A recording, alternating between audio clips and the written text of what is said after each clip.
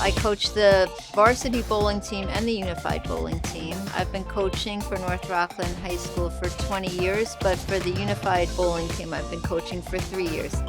What I love most about coaching the unified team is that it gives all kids the opportunity to compete on a team. My name is Lily Conrad, and I've been on the team for 1 year. I love how everybody makes me feel included, and even if I'm having a bad game, they still think that I'm doing amazing.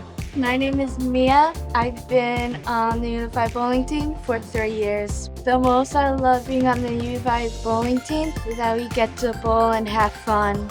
I think my team motto is really just to try your best. I mean, these kids give it their all and they just try their best, and that's all we can ask from them. Hi, my name is Riley Ferguson, and I'm a senior. Hi, my name is Stefani, and I'm also a senior.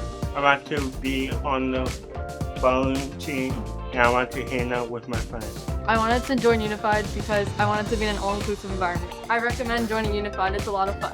One of the things that is really special about the unified team is no matter what is happening, whenever they bowl a strike or they do something good, they're just happy. They bring such joy to the lanes, and it's a pleasure to watch them bowl.